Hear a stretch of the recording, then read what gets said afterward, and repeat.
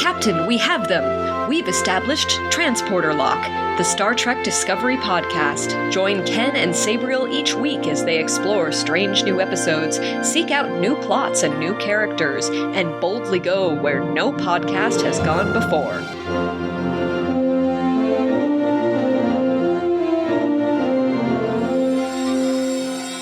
Hello and welcome to the Transporter Lock Podcast, episode number 101 for Sunday, March 27th, 2022. I'm your co-host, Chief Engineer Ken Gagne, joined by my captain. Captain Sabriel Maston, and we're going to talk about watching. Yes, Hey, but The Watcher. But before we do, I have a joke for you. Oh, okay, I'm ready. What do you call a bunch of Klingons applauding? What do you call a bunch of Klingons applauding? Now, are you doing like the Data hands up in the air stand-up routine here? I sure am. What do you call a bunch of Klingons applauding? Clap on, clap. Tell me otherwise. I don't want to make the audience listen to my thought process because I will make them sit here otherwise. A round of applause. All right, I like that one. You can have that one for free. I'm here all week. It might be insensitive to Klingons, but If they are listening, they are welcome to send a nasty email. Wait. Is that Klingon language camp still a thing? Was it a thing to begin with? Yeah, because I know people who knew people on it. You knew people who knew. I knew somebody who knew somebody who knew somebody on it. Yeah, but no, it was a real thing because you can even find it on the YouTube. Was it Shar? Shar. I think Shar knows. Oh, Vice Admiral Charlene Schmidt. Yeah. I think it was Shar. I know a lot of Trekkies. Anyway, that was a good joke. I'm glad you liked it. Sorry, the giggling is genuinely about that joke. I'm glad you enjoyed it. So, we are here today to talk about Picard, Season 2, Episode 4, Watcher. No the, just Watcher. No the, no A, B, C, or D. And no who's watching the Watcher. That's a different series entirely. No. Directed by Leah Thompson yet again, our time-traveling expert from Back to the Future. Oh, when you say again, has she done other episodes? Yeah, she did the last episode as well. I forgot to mention it last week. Huh. I did not realize that. You're right. She directed Assimilation and Watcher, and she is from, of course, as you said, Back to the Future. How about that? And Caroline in the City. That I haven't seen. Yeah, she played Lorraine, so that would be Marty McFly's mother. There's also a great picture on Memory Alpha of Leah Thompson standing in front of the Borg Queen, and the Queen is just like glowering because she's taking the camera. Whoops. So yeah, we watched Watcher, which is a little meta. This is the 4th episode, and any initial thoughts? I tweeted it out. My first thoughts was, wow, that went by quick. I liked this episode a lot to my first viewing, and liked it a bunch on my second viewing. How about you? I thought this was the worst episode of the season. I was so bored and so frustrated. Really? Yes. What I could not get past was the fact that, well, let's back up a little bit. There are 4 things happening in this episode. One is Picard is meeting up with a younger Guinan. Second is Christoph is now in ICE detainment. 3 is Raffi, and 7 are hijacking a police car. And 4 is Agnes is talking with the Borg Queen. So these things, of course, all interrelate and they talk to each other, etc. But what I could not stop focusing on was the part with Picard and Guinan. And we're going to talk more about the recasting of Guinan. TLDR, I love the new character, but I could not get past the fact that they were ignoring Time Zero from TNG. That is a major point of contention online too. Confusion is more accurate because the explainers were saying if Time's Arrow didn't happen because this version of the future didn't happen, but then also, well, how does Punk Guion Bus happen if Federation doesn't exist? Right. It wasn't until I Googled it last night that I realized, oh, since Picard is coming from a timeline that never happened, that means Time's Arrow never happened. And okay, from a logical perspective, I guess that makes sense. they really should have incorporated that into the episode. Like, Picard could have said, "You remember me from the 1800s." And Guinan's like, "What are you talking about?" Picard would snap his fingers and be like, "That's right. That timeline hasn't happened." And that would have placated me thoroughly. This all came in my head too. Like, how does she not recognize him? And I don't know. It might be a mistake, but also sometimes they do things for a reason and we haven't seen yet. So I think I'm going to say the jury is still out, but it feels like I'm leaning on mistake. I would be impressed if, given how many other Star Trek references they make, like, for example, you said Punk Guy from Star Trek 4. What I missed was the nonprofit that Guinan donates her stuff to is apparently named after Edith Keeler's shelter. Yep. 21st Street Mission. They had Floyd's barber shop again in the background. Here in the 21st Street Mission scene where Guinan is donating stuff in the background, it's Floyd's barber shop. In City on the Edge of Forever, they filmed it on the Mayberry set, which was a General Town set, where the 21st Street Mission is. Floyd's barbershop was also in the background. So I got a kick out of that. Neat. Yeah. So how could they incorporate all these Star Trek references going back decades and not be aware of Time Zero, especially since it's so relevant to this episode? Well, the probe still happens, I'm sure. Mm-hmm. So the probe still comes. So it's possible that Confederation, Kirk, and Spock, I don't know. You make the characters. Someone went back in time and gave Vulcan. I could explain it away in the most weird, stupid ways. Of the probe still happens, the whale thing still happens. Okay. Right. But I'm responding to the idea that the production crew, didn't know about Time Zero. I don't think that's likely. That's right. Yeah. So that would lead to maybe it's part of the plan. Well, there's also we don't know why Guinan changed her response to Picard when he revealed his name. Right. So either she recognized it, or the Watcher had said, "I am watching for somebody named Picard to arrive," and when he showed up, Guinan's like, "Oh, it's you." Yeah. So maybe they do know. Maybe they've got this all part of the plan. There's a lot still to come in this season. There's a lot we don't know. But the fact that this is now the second episode featuring Jean-Luc Picard going back in time, meeting Guinan, and having to introduce himself, even if they ignore the fact that it's happened before from a continuity perspective that can be explained, there's still the fact that we, the audience, have seen this before. And I would like to see something different, something original. Oh, man. So see, to me, it's like the time travel trope of, all right, we did this in the future, and now we do it in repetition because time travel. It's like, wow, we're doing it again. Isn't this weird? Or isn't this is the callback to a few episodes or hours ago? To me, that felt very normal for time travel trope. Not saying it's right or wrong, but that's just felt normal. For me, trope is very similar to the word cliche. Yeah, it is. And that's not necessarily a good thing. But since we are talking about that quarter of the episode, the part that features on Picard and Guinan, I am, granted, I started off on a low note of the things I didn't like. There was a lot to like there. Would you like to start by saying some things that you liked about that exchange? So this interaction, one, I love Ito as Guinan, and this interaction was, man, this Guinan felt very much like Whoopi. That era, and also like someone who hurts so much, but somehow something in her was still up for listening to Picard because she listens, and I like that they still have that in her character. Is there something like you want to point out? I thought it was wonderful that they have that perspective represented in Star Trek, that we can have a black woman come on scene and say, "This century exchanged a hood for a suit." Yeah, oh, that was such a good line.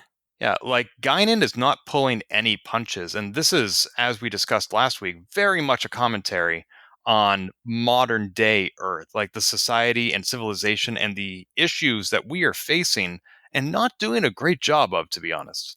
No, I thought that was a great scene, and to see her pain, it felt so real.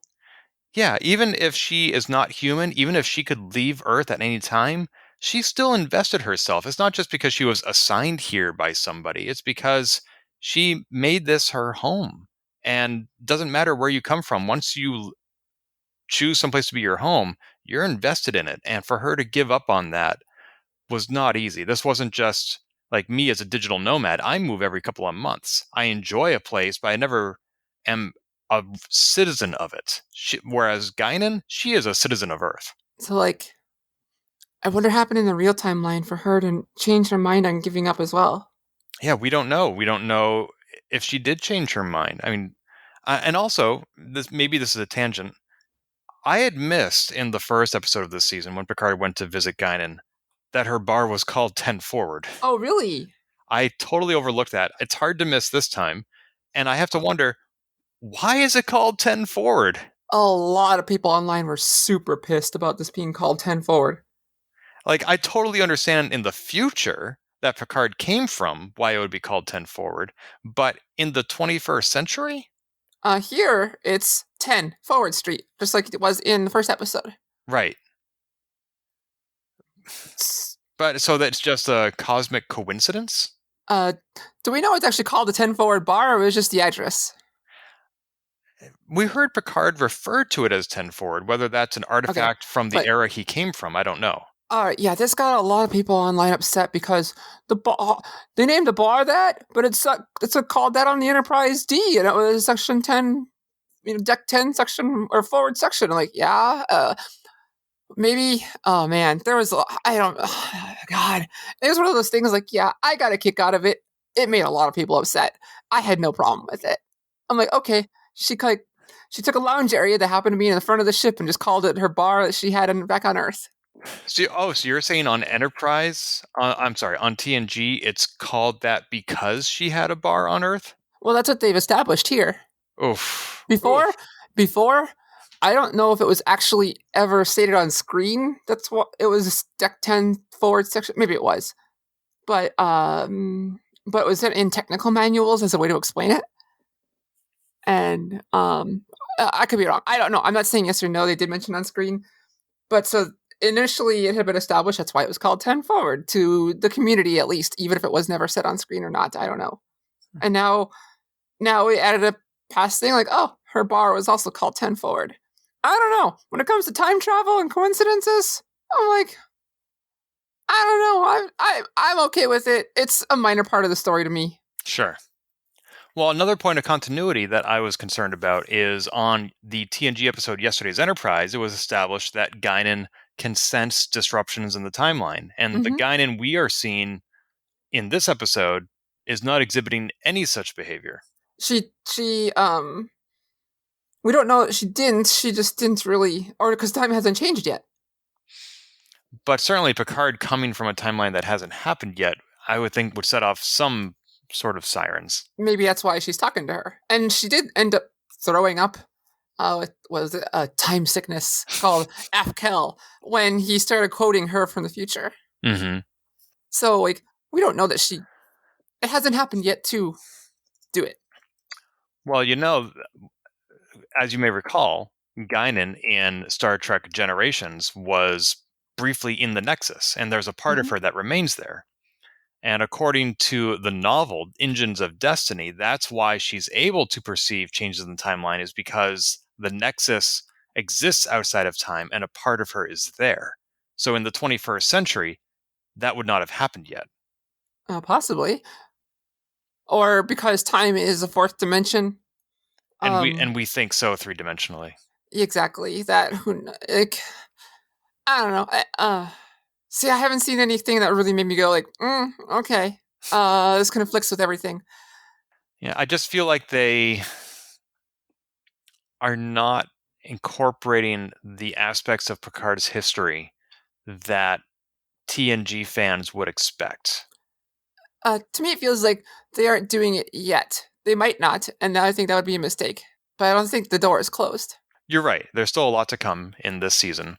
And she does eventually introduce him to who we think is the Watcher, which was a weird interaction. So he walks about 20 feet in broad daylight and the Watcher inhabits 3 different people to make sure he's not being followed. I'm like, that's not how you've stopped somebody from being followed, by walking 20 feet in broad daylight. Yeah, how it played out on screen. Like, I imagine in like the novelization, you know, like they walk like 3-4 blocks in different directions, but on screen it did not play out that way at all. No, it just seemed more suspicious that all these other people suddenly, my eyes go white and I turn around and start following you, and nobody else is going to notice that. But man, Kayla was right. Oh, about it being Guinan? No, that was my suggestion. Kayla was right about what our Watcher is. Remind me what Kayla thought? Talking about Assignment Earth on TOS. You didn't. Oh my goodness. Okay, I am so happy I get to share this with you. I am so happy. Assignment Earth. That episode was going to be a spin-off. With Gary 7. Yep. Yeah. That is this person who looks like Laris is also part of that organization. That was Commodore Mark Thompson who thought it was going to be Agent Gary 7. I thought Keela said it too. We talked about that 2 weeks ago. Yep. Man, time. I promised myself I would never get caught up in one of these paradoxes. I thought Keela said it. Anyway, you're absolutely right. You're absolutely right. We talked about it last week, so I think that's what got me. Mm-hmm. But yes, Commodore was right. This person who looks like Laris is part of the same organization that Gary 7 is. How can you tell? Talking about the supervisors, talking about the assignment that she has. The big giveaway, besides looking nice in a suit, was the strange doorway effect, which is the same thing that he had Gary 7 had when traveling through various areas. Oh, I don't remember that particular effect from Assignment Earth.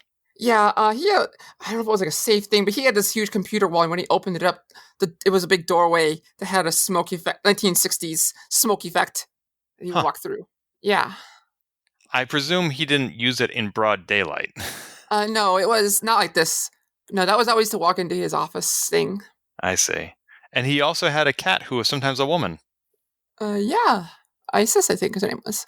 It'll be interesting to see if such a, what do you want to call it, a daemon or a familiar shows up in this episode as well, in this season.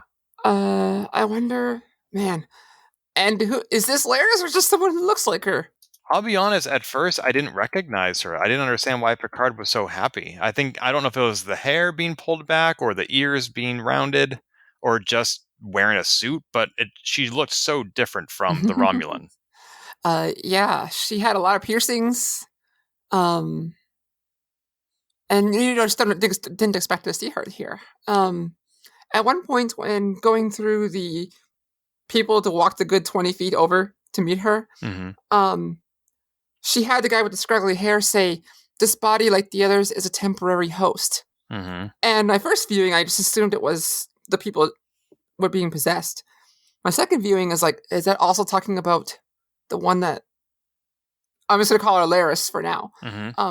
Has as well. And I'm like, I wonder if that's supposed to be some kind of deeper thing, or if it only meant those people that she was using to get Picard to walk over the few feet. I don't know. Laris's eyes were not white, so I don't know who or what she is. Yeah. So, there's that. I think that's what got me most excited in this episode, was seeing her and the whole Watcher thing. I didn't realize that end scene had confirmed Mark's theory. So thank you for confirming for me. 95% confirmation. It's not, I suppose. I'm all but convinced. How about that? Well, let me ask you, in Assignment Earth, did they also make reference to supervisors? No, my foggy is, but this feels like the same organization. I think they did, but I've taken a lot of information the last few days, I'm not going to lie. If I would have taken the time to double check in the few minutes beforehand, but I had to feed the cats. Cats who also turn into people? Well, if they do, I have not seen it yet. Well, that's the thing. They only do it when nobody's watching. Well, that is a promising direction for the rest of this season. Yeah. I love the Watchers. I used it in my D&D game, and my party is none the wiser. So I wonder if this will be Gary 7, or if it's a different supervisor like Gary 8 or Garyana. Is there a feminine version of Gary? Or is it Garyana? It is now. It was such short, but it got me excited. That's what she said. The gays finally start talking. Yeah, they had a nice little exchange on the bus. Or on the police cruiser. Oh yeah, no, the bus. You want to jump? Hold on, way back to start. Yes. Oh my God, the punk guy on the bus. I got excited for that too. As soon as we saw there was a bus, I thought there has to be a punk guy on it. And when there proved to be a punk guy, I'll be honest, I didn't recognize him, but I didn't have to look him up because I thought, why would a punk guy on a bus in the 21st century have a boom box unless it is the same guy from The Voyage Home? Same guy, same actor. Yep. And he was also in one of the Spider-Man movies, right? Yeah. He was in Spider-Man 2, Home Alone 2. Home Alone 2? Home Alone, Away, Coming. Far From Home?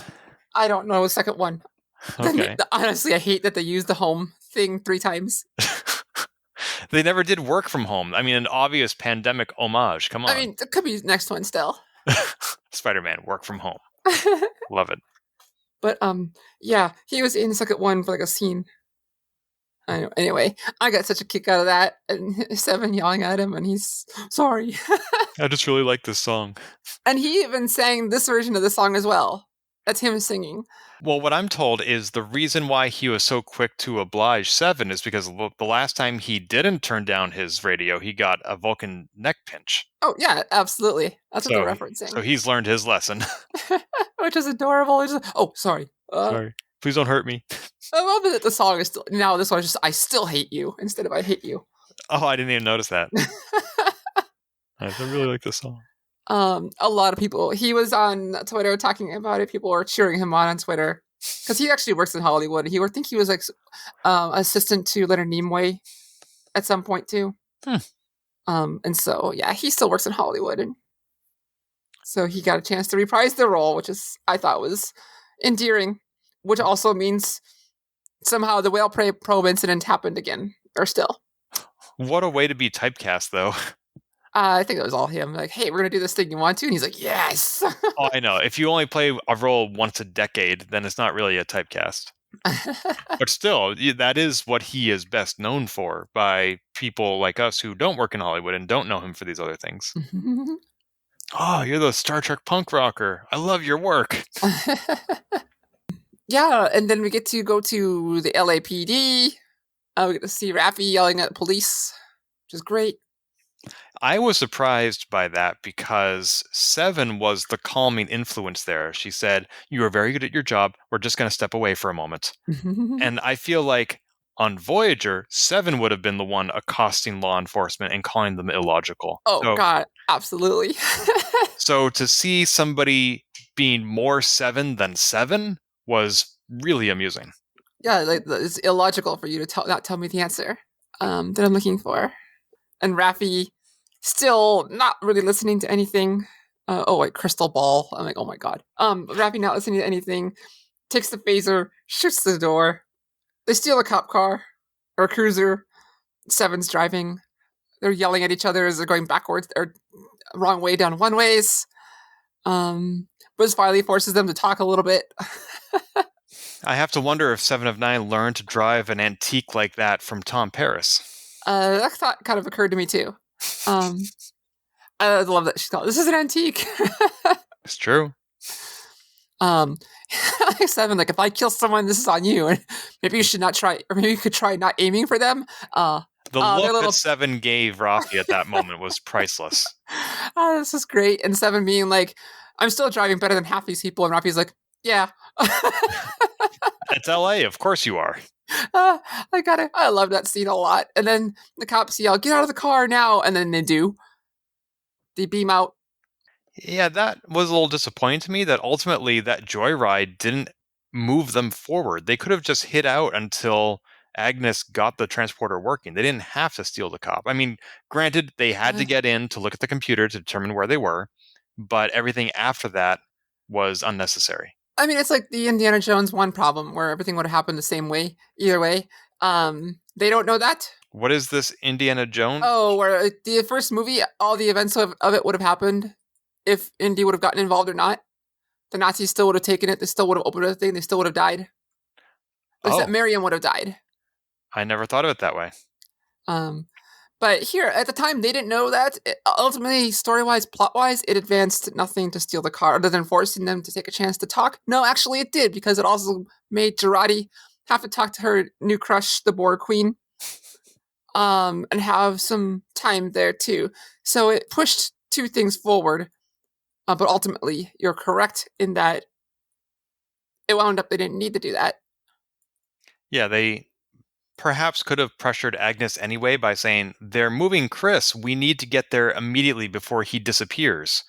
And Agnes would be like, I'm working on it. Wait, I know somebody who could help. But Seven put it well. She's like, you're thinking with your fists, not with your head. Raffi was just moving one scene to the next, not really thinking ahead at all. Something she even admonished herself for doing. On the bus, she said, like, we should have just sat there for a little bit longer and thought about our plan. Yes, that is very true. And then she goes and continues not thinking about a plan because she's just so angry. Yep. So she is her own worst enemy in this season because she's too overwhelmed with emotion. Exactly. At least not in an unhelpful way. And so yeah, so they could have just stood there, but it also maybe will help Raffi realize she needs to slow down. I am interested to see how they rescue Chris when they're not allowed to use phasers and they can't step on any butterflies. That's funny. Butterflies keep coming up. The hospital was named after butterflies. The little girl's dress that was walking Picard had butterflies on her dress. They're really driving the butterfly thing. In fact, home here. Oh, interesting. I hadn't noticed that. And they still haven't gotten Chris's badge back, have they? Not that we saw. No one has picked it up from the hospital. Yeah, because they went to the hospital and said, I know how to read a tricorder, and they spoke to, I think, the nurse, but they didn't grab the badge while they were there. I'm hoping that in the next episode when they rescue Chris, like Raffi pulls it out of her pocket and says, here, we got you this. Yeah, or maybe it'll come up something to do with this trip to Mars. Trip to Mars? Multiple. There's been multiple references to. I can't remember if I brought it up or not. When they got here to Earth in 2024, I'm slowing down to make sure I don't just spit out excitedly, and I get all my thoughts straight. And buying myself time. They got to Earth, and there are signs in multiple places. Raffi even points one out, a picture of hope. Oh, Europa, you mean? Yeah, the Europa mission. Yeah. I did say Mars. I meant Europa. And the mission to boldly go. It is on posters all over. Yeah. And apparently on Amazon, it spoiled who the gal was that Q was talking to. Oh, I don't want to know that. All right, I won't say. Then I won't say then. But I found it exciting. Okay, I was confused why this character with no line suddenly showed up and got so much screen time. I hadn't really thought of. I was going to ask you what was. I know we're jumping around a little bit. What was Q intending to do when he snapped his fingers? And apparently, you know more about that than I do. And I'm happy to hypothesize, but when you actually know, I would prefer not to hypothesize. All right. Do you want to hypothesize and I react a certain way, or do you just want to skip it? My only thought was it might be nothing. That it was just this weird foil to demonstrate that Q couldn't use his powers anymore. But apparently it does mean something, which I didn't know. So that's enough for me to know for now. You got it. But as for what was Q was trying, to me it looks like he was trying to implant some kind of idea or thought. Normally he just does it without thinking, but here he was being a flair for the dramatic and trying to implant thoughts into this woman. Have we ever seen him do that before? Like mentally manipulate somebody? Not that I recall. But I can see Q with the flair for the dramatic and being all this. We certainly know it's possible because when that young girl Q, played by Olivia Diabo, snapped her fingers and made Riker fall in love with her, that was a thing. But then we haven't really seen John Delancey do it before. It also feels like this is a John Delancey of the future, like all these years later. he's like, oh, I want to really get into this character and be this person who's basically like Picard, but with powers, Yeah. or at least a foil to him, and so I can totally see him with a flare. Except he's not supposed to change the timeline for another 3 days. We don't know how much he's been influencing things. Right. He may plant the his seeds plan. now so that 3 days later that woman makes a different decision. Exactly. The book she was reading was a reference to both Data and Next Generation and Dixon Hill. What was the book? Pallid Sun, written by Tracy Torme. Tracy Torme was a writer on early Next Generation. And I think they might have even done one of the Dixon Hill episodes. Oh, neat. The picture on there is a pallid man, a pale man. Looks a lot like Data in a suit, much like the Dixon Hill episodes. Makes sense. And the Institute in the background, Kilgrave or Kilgo, something like that. Roykirk was it's the same person who invented the Nomad AI. Yep. In TOS. And so they are shoving all these references real quick. So that's why I'm not too worried about the Times Arrow thing. I feel like something's going to happen where it's like, oh, that's why. Although I don't want to know the answer if you have it, but do you have the answer, yes or no, as to why Q's powers weren't working? No answer there.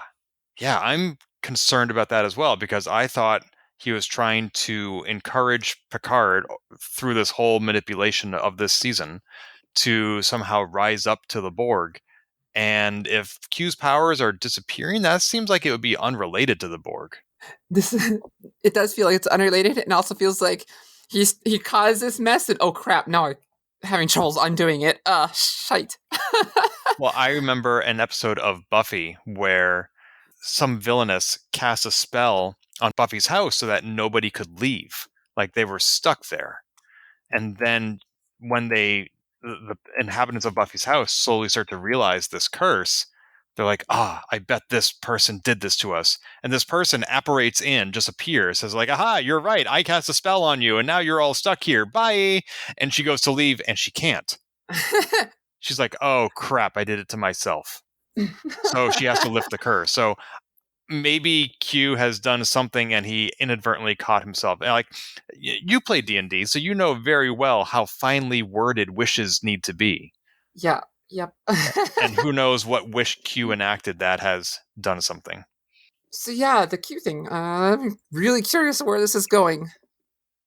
Well, another theory that may tie back into all this, we briefly mentioned how Agnes and the Borg Queen were having a little banter this week. And somebody, a commenter on Reddit or Facebook or somewhere, I don't remember where, theorized that the Borg Queen we saw in the first episode of this season is Agnes. Yeah, I mentioned it too. Oh. I threw it out there as a possibility. Okay.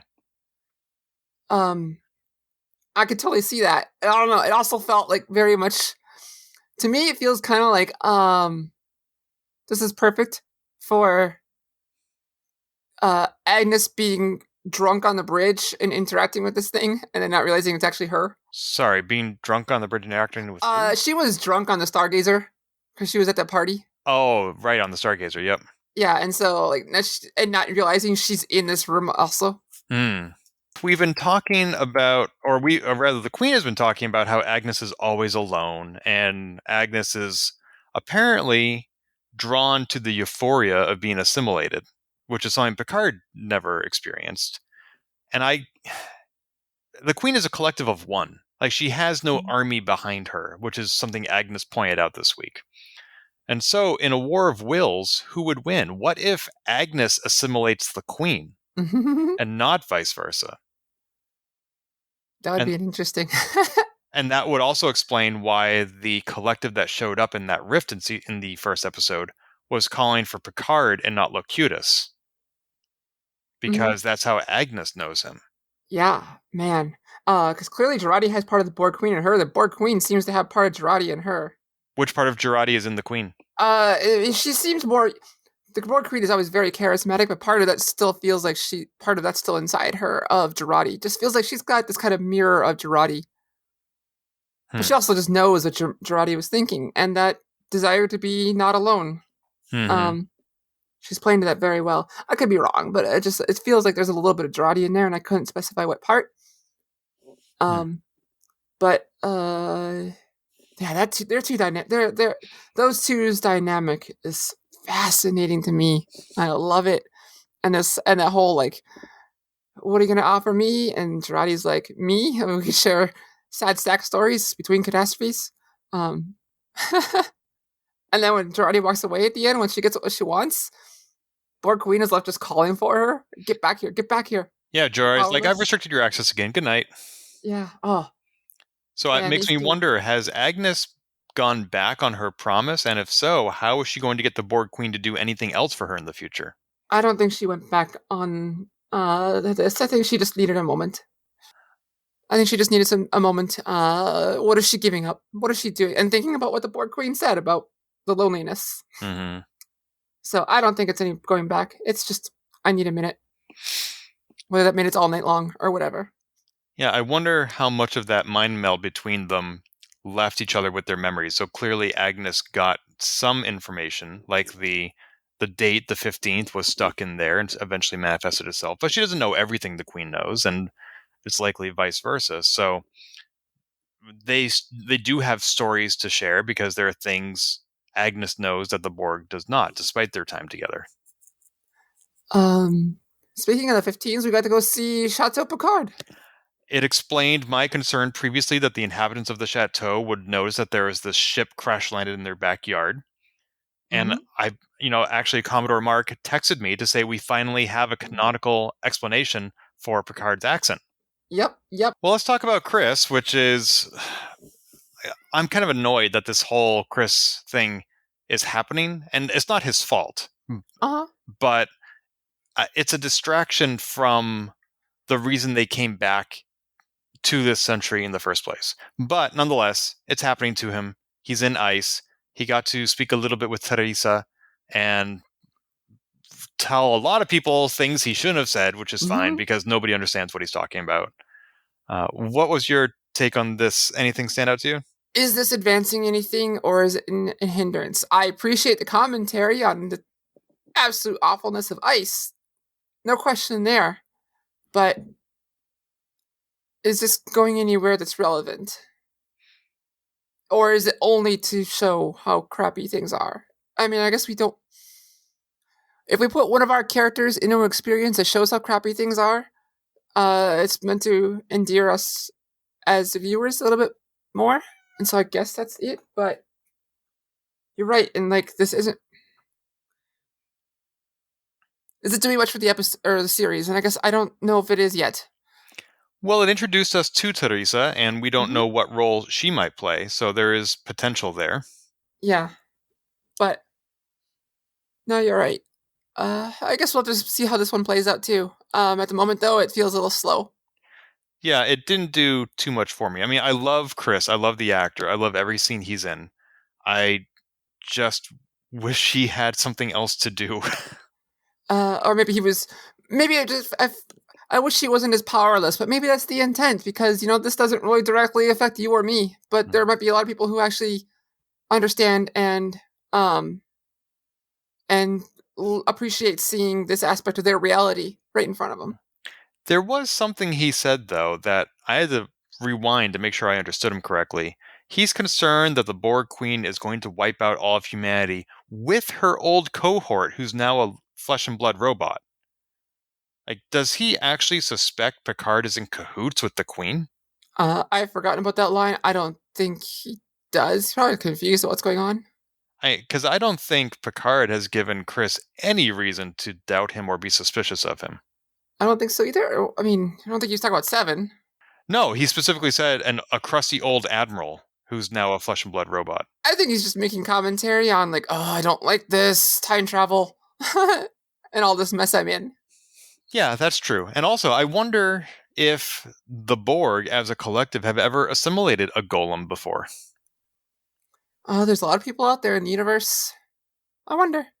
Because if he is a flesh and blood robot, then he is a cybernetic organism or a cyborg. And if the Borg could make more of themselves instead of just assimilating other species, they might find some value in that.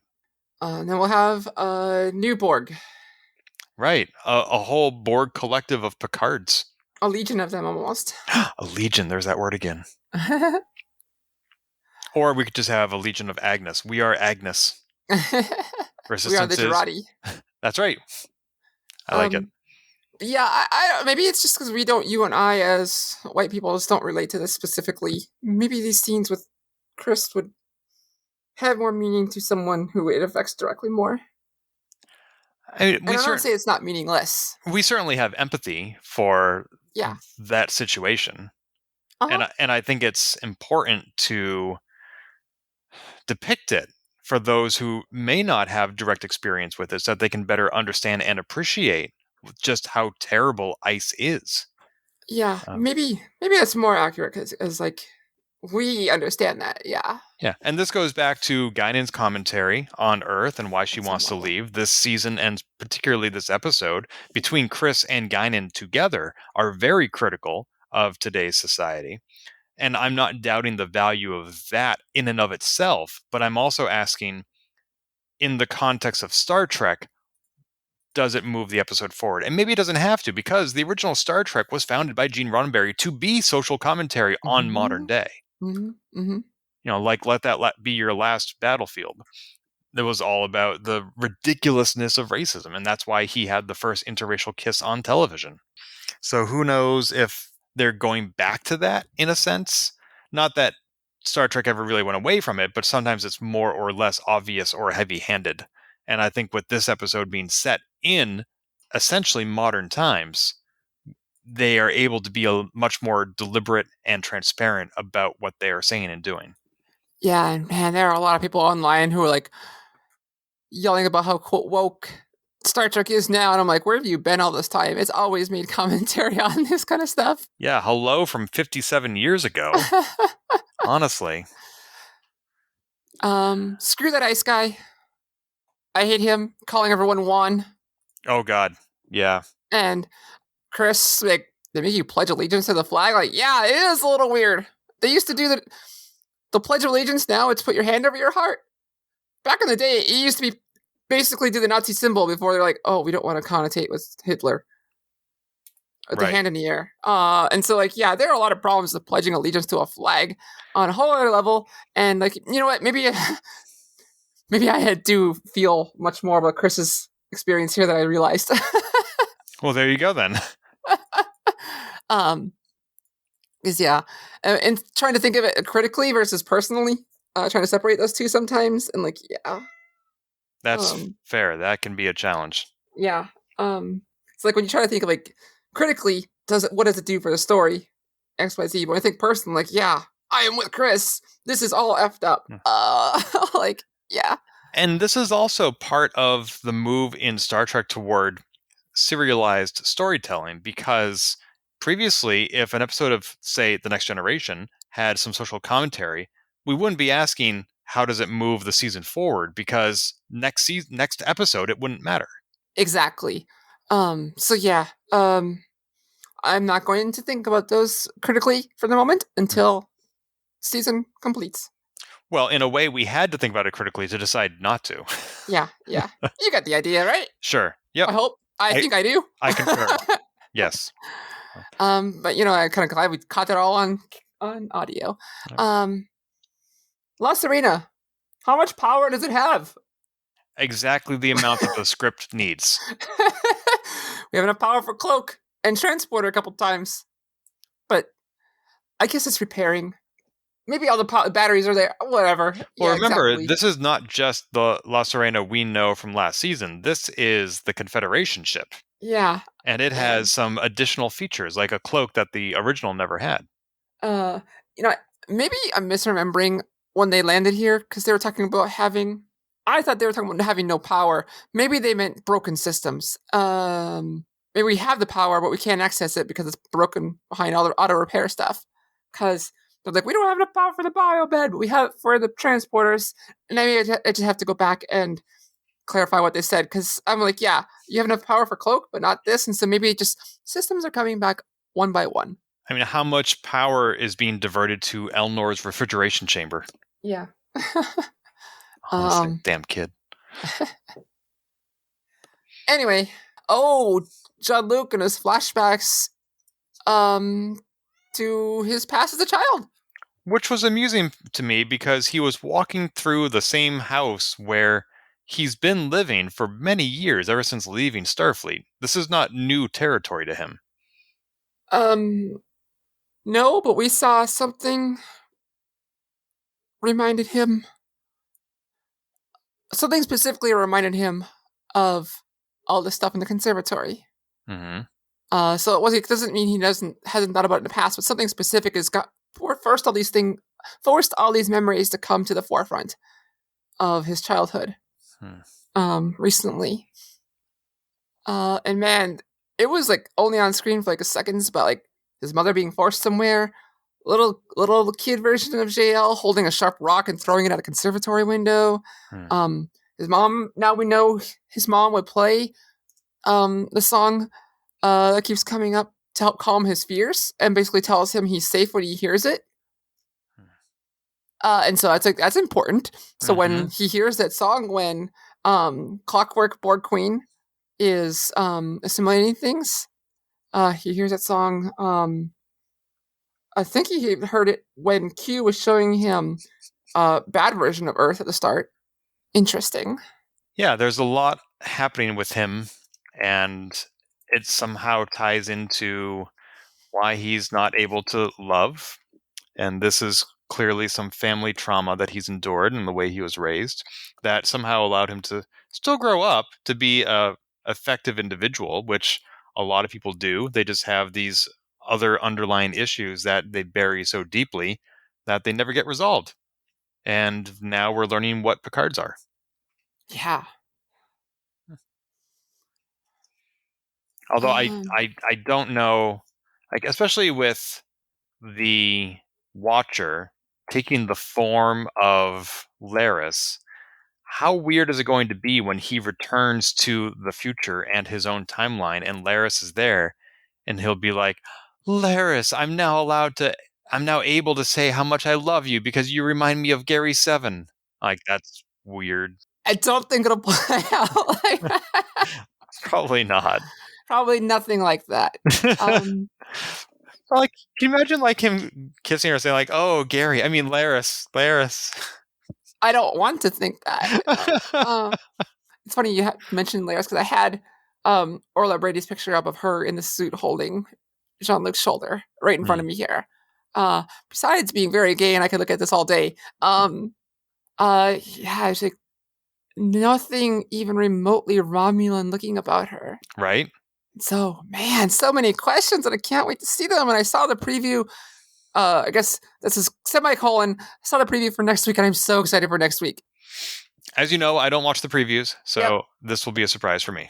Yeah, I'm not saying nothing. For the semicolon, we're just wrapping up near the end of this episode, so like of our recording. So I'm just really excited for next week. Well, good. I am interested to see what happens next, and I don't have a lot of theories because the only theory we really had that was significant was who the Watcher was. We had 5 theories, including Gary 7, Guinan, and Rain Robinson, played by Sarah Silverman. And one of those was correct. And so, well, to a degree, Guinan wasn't exactly the Watcher, but Guinan and Gary 7 of 9. I mean, I guess 2 out of our 5 theories were correct in a way.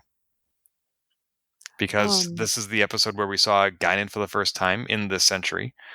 And also, I think I've said this before, but Picard should have been more thorough in checking in with people when he found himself in this timeline. Like, he reconnected with the crew of the La Sirena, but he had just seen Guinan the day before, and he knows that she's sensitive to disruptions in the timeline. So he should have just put in a call to 10 Forward in Los Angeles, been like, hey, I know we're the Confederation now, but is there a bartender named Guinan there?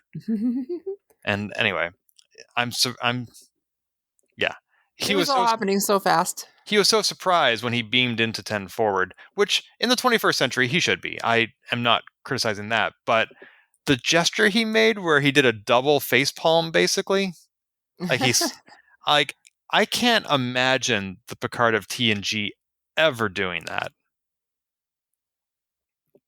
This one had lots of time, trying jigsaw puzzles and other forms of retirement, and it wasn't for him. So he's had time to think about his reactions. It's like, I'm going to try this on. Kind of like how Saru was being like, execute.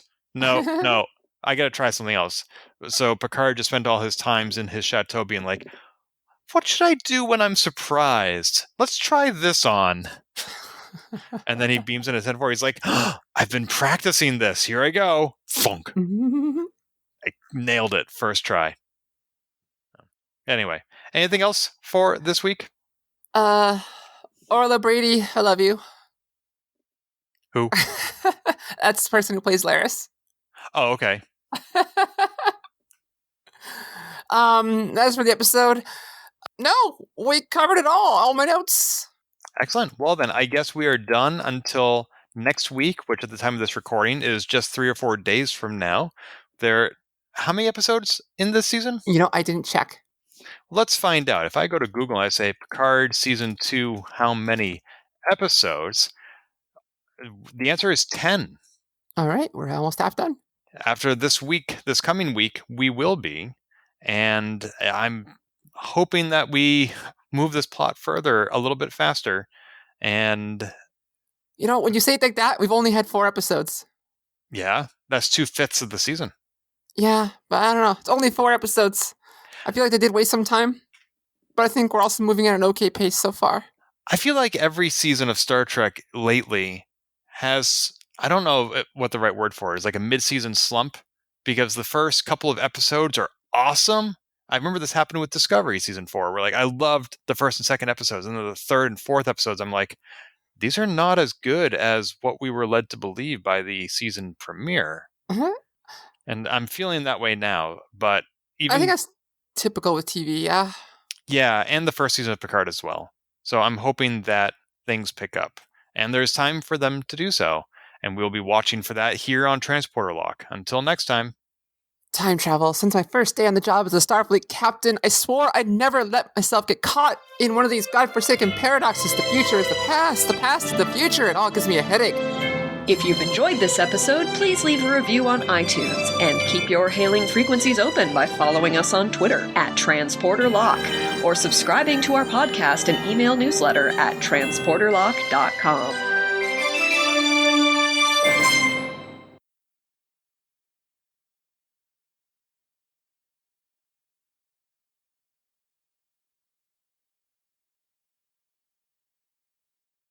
Did you have that written out?